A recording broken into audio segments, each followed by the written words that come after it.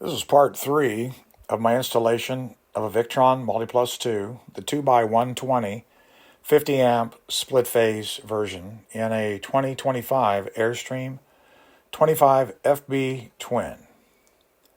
Well, the first objective was to haul this almost 90-pound battery down a flight of stairs. My good buddy Chris next door came over and gave me a hand, but in the meantime, I was able to install the Multiplus II in the outdoor curb side compartment. And I used a 2-inch piece of non-crushable foam as the base for two reasons. Number one, to hopefully deaden the vibrating sound when this thing charges. That's been improved, but it's still there and it is under a bed. Secondly, to provide some isolation from rough vibration. So time will tell, but I did the install and it is essentially not an issue on the back side of the Multiplus because the ventilation and heat dissipation does not occur there. So now we have the battery installed, the Multiplus is installed, and I start to do some wiring, DC wiring, to the battery, to the Multiplus, between the Multiplus and the links. By the way, when the battery's installed, I used a piece of angle iron to secure it to the floor so that the vibration didn't occur. So upstairs we go, making 4-aught cabling. I have all the tools installed from the multiplexer to the links on circuit 1. This will easily handle the 300 amp inrush that I expect in certain situations. Also did some reinforcement on the superstructure underneath because I'd cut away some stuff.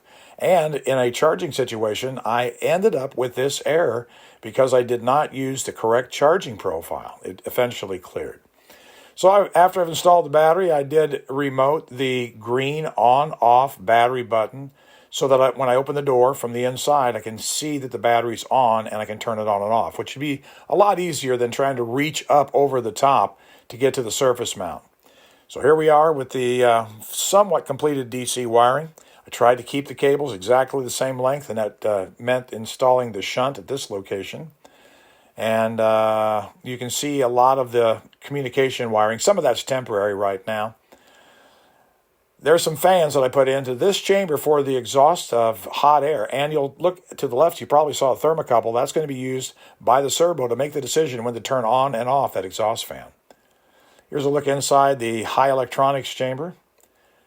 You get to see some of the componentry, MPPT, the DC to DC Orion charger, circuit breaker for the solar panels.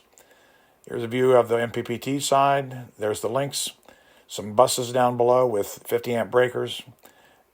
And so that's really where we stand right now. Now, one of the challenges moving forward is how to terminate to these godforsaken compression 50 amp connectors. It's a pain in the ass. I think I have a plan. Stay tuned for part 4 and I'll show you how I hopefully accomplish that.